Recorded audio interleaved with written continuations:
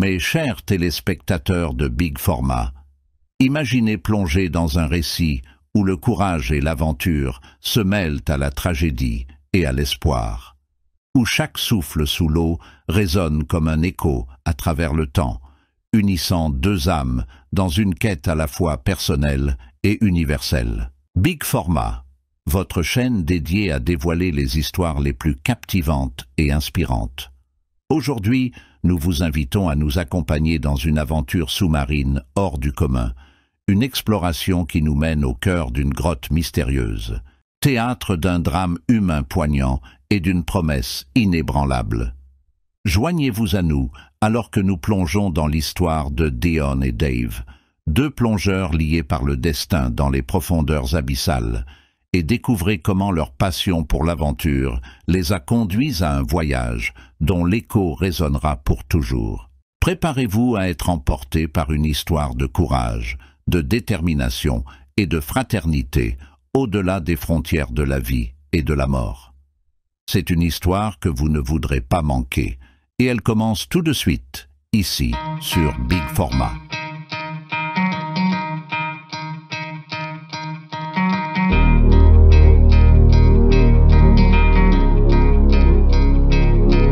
Voici le récit revisité de deux plongeurs, Deon et Dave, unis par le destin dans les profondeurs d'une grotte sous-marine, 10 ans après leur première rencontre. Cet endroit captivant, où l'eau, vieille de 3 millions d'années, serpente, est le point de ralliement des plongeurs du monde entier. Dissimulé sous un voile d'algues se trouve une entrée vers l'abysse, le trou de Bacheman, plus familièrement nommé la grotte Bosmansgat, nichée au cœur de l'Afrique du Sud, entourée par des terres d'un rouge intense. Pour ceux qui osent s'aventurer au-delà de cette surface tranquille, un monde gigantesque s'ouvre, révélant une cavité de 283 mètres de profondeur. Cette quête de grandeur, d'explorer l'inconnu, de conquérir les sommets les plus élevés, de traverser les océans vastes, de braver les froids les plus extrêmes, de s'élancer vers les altitudes les plus hautes et de plonger dans les eaux les plus profondes, est ce qui a poussé Deon et Dave vers cette aventure extraordinaire. À l'âge de 20 ans, Deon, né de l'union de Théo et Marie dans une petite bourgade rurale non loin de Johannesburg, se distingue par son tempérament audacieux. Passionné de mécanique, il passe son temps à modifier sa voiture pour qu'elle émette le son le plus assourdissant possible, surtout lorsqu'il accélère sur les routes droites de son quartier. Ses intérêts s'étendent à la moto, à la chasse, mais c'est pour la plongée sous-marine que son cœur bat le plus fort, une passion qu'il partage avec un groupe d'aficionados mené par le renommé Neno Gomes. Le 17 décembre 1994 marque un jour d'entraînement intensif pour Deon et son groupe dans la célèbre grotte, en prévision d'une plongée à la fois profonde et complexe programmée pour la semaine suivante. Les préparatifs sont rigoureux. Exploration, installation de cordes, cartographie des parois et adaptation physique à la pression, à l'hypoxie, ainsi qu'au stress inhérent à une telle entreprise. La prudence est de mise. Les tragiques événements de 1993, où un plongeur a perdu la vie après avoir perdu connaissance à 60 mètres de profondeur, restant gravés dans les mémoires. L'équipe de plongeurs s'aventure audacieusement au-delà de la barrière des 100 mètres de profondeur, réalisant ainsi un exploit remarquable. Les plongées de cette envergure exigent plusieurs heures, car la descente impose une remontée prolongée, ponctuée de paliers de décompression indispensables. Plus la descente est profonde, plus le temps passé en paliers de décompression augmente. Cependant, lors d'une étape cruciale de leur exploration, à 50 mètres sous la surface, Deon disparaît mystérieusement de la vue de ses compagnons. Les premiers rapports suggèrent qu'il aurait pu succomber au redouté mal des profondeurs, également connu sous le nom d'hypercapnie. Cette condition dangereuse survient lorsque le niveau de dioxyde de carbone dans le sang augmente sous l'effet de la pression, conduisant à une toxicité de l'oxygène. Les symptômes incluent désorientation, confusion et, dans les cas les plus graves, perte de connaissance. C'est vraisemblablement ce qui s'est produit avec Deon. Malheureusement, dans l'environnement extrême et impitoyable de la plongée profonde, de telles situations se terminent de manière tragique dans la majorité des cas. Le drame qui s'est déroulé est d'une gravité extrême, exacerbée par l'impossibilité de retrouver Deon. Son emplacement exact au sein de la grotte demeure inconnu, rendant les opérations de recherche particulièrement ardues dans une obscurité totale. Imaginez-vous plonger dans un abysse aussi profond que la Tour Eiffel, dans un milieu qui vous est étranger, entouré d'une eau glaciale, exerçant une pression si intense que chaque mouvement, chaque respiration devient un défi. Dans ce contexte hostile où la moindre erreur peut entraîner des conséquences désastreuses, la recherche d'un ami disparu s'apparente à une quête désespérée, guidée uniquement par le faible éclat d'une lampe. 2 semaines après la disparition de Deon, dans un effort ultime pour percer le mystère de sa disparition, l'équipe décide de louer un petit sous-marin télécommandé auprès d'une société minière locale. Ce sous-marin, envoyé explorer les recoins les plus sombres de la grotte pendant des heures, finit par découvrir le casque de plongée de Deon, sans toutefois trouver trace de son corps. Malgré cette découverte poignante, elle ne mène à aucune conclusion définitive, et les recherches sont finalement abandonnées, laissant derrière elles plus de questions que de réponses sur le sort tragique de Deon. Malgré la nature impitoyable de certains environnements, la passion et le désir de dépasser les limites humaines poussent toujours les aventuriers à repousser les frontières du possible. Les alpinistes continuent d'escalader l'Everest, même en connaissant les risques et les pertes, et de la même manière, les plongeurs retournent dans les abysses, animés par une quête incessante de découvertes et d'accomplissements personnels. Dave Shaw, plongeur chevronné, décide de relever le défi dans le trou de Bushman avec l'ambition de battre plusieurs records de plongée. Le 28 octobre 2004, soit une décennie après la tragédie de Deon Dreyer, Dave se lance dans une expédition qui allait non seulement établir de nouveaux records, mais aussi rouvrir un chapitre sombre du passé. Armé d'un recycleur, il parvient à atteindre des profondeurs inédites dans une grotte, en altitude, et même le record de profondeur du Link, inscrivant son nom dans les annales de la plongée sous-marine. À 50 ans, cet ancien pilote de ligne se fait une place dans l'histoire. Cependant, au cours de cette plongée historique, Dave fait une découverte bouleversante. À 270 mètres de profondeur, il tombe sur le corps de Deon, reposant sur un lit de limon depuis 10 ans.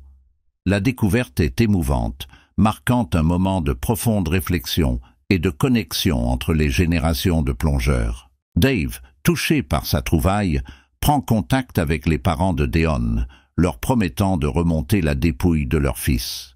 Cette promesse résonne comme un geste de solidarité et de respect au sein de la communauté des plongeurs, témoignant de la fraternité qui unit ceux qui partagent la passion de l'exploration des profondeurs de notre planète.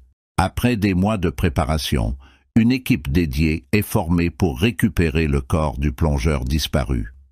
Le 8 janvier 2005, Dave Shaw entreprend cette mission avec une caméra sous-marine fixée sur la tête, marquant la 333e plongée de sa carrière. Les experts, s'appuyant sur les observations initiales de Dave, anticipent que le corps de Deon, réduit désormais à ses os et son équipement, aurait une flottabilité négative, c'est-à-dire qu'il devrait couler plutôt que flotter. Une procédure spécifique est alors mise en œuvre. Dave est chargé de placer la dépouille dans un sac mortuaire avant de remonter en surface, en effectuant les paliers de décompression nécessaires. Cette opération, en théorie simple, est attendue avec impatience par l'équipe et les parents de Deon, tous espérant la réussite de cette mission délicate. Cependant, les événements ne se déroulent pas comme prévu. Heureusement, grâce à l'enregistrement vidéo de Dave, chaque détail de la plongée est documenté, permettant ainsi de comprendre précisément ce qui s'est passé sous l'eau.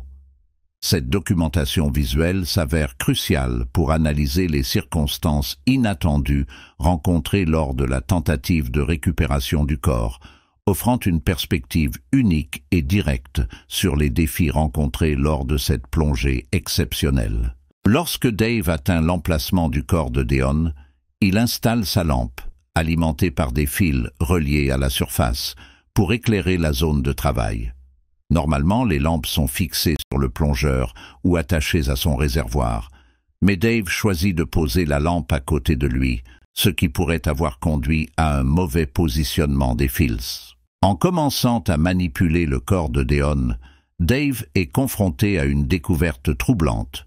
Sous la combinaison, la chair s'était transformée en adipocire, une substance savonneuse résultant de la saponification des graisses corporelles.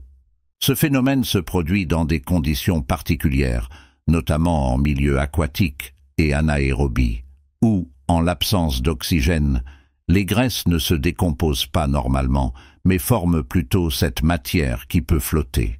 En déplaçant le corps, Dave a libéré de l'adipocire, qui s'est mise à flotter, compliquant la tâche de placer la dépouille dans le sac mortuaire. La situation s'est encore aggravée lorsque les fils du sac se sont emmêlés avec ceux de la lampe, rendant l'opération extrêmement difficile à cette profondeur. Cette complication inattendue souligne les défis et les imprévus que peuvent rencontrer les plongeurs lors de missions sous-marines, en particulier lorsqu'ils interagissent avec des environnements complexes et des phénomènes biologiques méconnus. Dans cette situation critique, Dave se retrouve confronté à un ensemble de difficultés qui s'accumulent rapidement, exacerbant les dangers inhérents à la plongée profonde. L'effort physique considérable requis pour tenter de démêler les fils emmêlés commence à prendre son tribut sur lui. Les photos capturées par son appareil témoignent de la lutte éreintante qu'il mène, illustrant un plongeur poussé à ses limites physiques et mentales. Ces images montrent Dave peinant à coordonner ses mouvements, sa vision troublée par l'effort et le stress de la situation, signe manifeste d'un épuisement imminent. L'entrave causée par les fils emmêlés devient un obstacle insurmontable, l'empêchant de remonter à la surface pour respirer.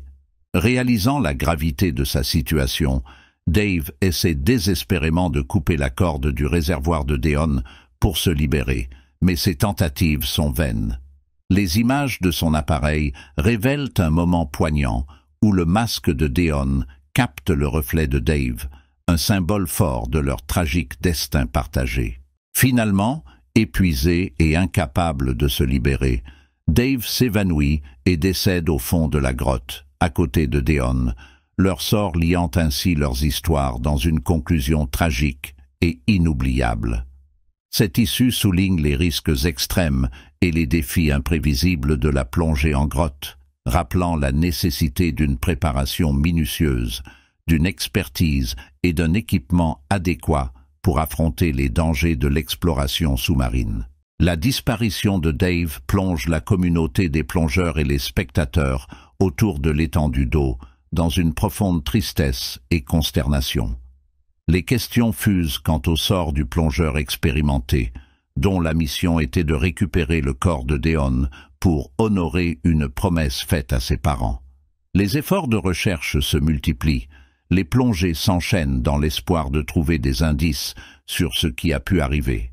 Mais pendant 3 jours, aucune trace des 2 hommes n'est découverte. Finalement, dans un tournant aussi poignant qu'émouvant, la promesse de Dave est réalisée de manière inattendue. Les corps des 2 hommes, unis dans leur destin tragique, remontent ensemble à la surface, comme si, dans leurs derniers instants, ils avaient choisi de ne pas se séparer, prolongeant leur lien dans l'au-delà. Cette remontée symbolise non seulement la fin de leur voyage terrestre, mais aussi le début d'un nouveau récit sur leur camaraderie indéfectible, scellée dans les profondeurs obscures de la grotte.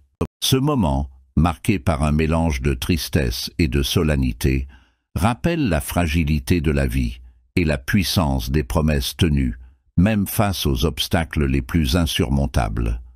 Leur histoire, maintenant liée pour l'éternité, devient une légende poignante au sein de la communauté des plongeurs, un rappel permanent des risques inhérents à la passion de l'exploration sous-marine et de la profondeur des liens humains qui peuvent se former dans les circonstances les plus extrêmes. Mes chers téléspectateurs de Big Format, nous émergeons de ces profondeurs émotionnelles et narratives. Notre voyage à travers l'histoire incroyable de Deon et Dave touche à sa fin. Nous espérons que ce récit vous a non seulement captivé, mais aussi inspiré, rappelant la puissance de l'esprit humain, l'importance des liens que nous forgeons et le courage face à l'inconnu. Sur Big Format, nous nous engageons à partager des histoires qui éveillent l'âme, défient les limites et célèbrent les aventures qui façonnent notre monde.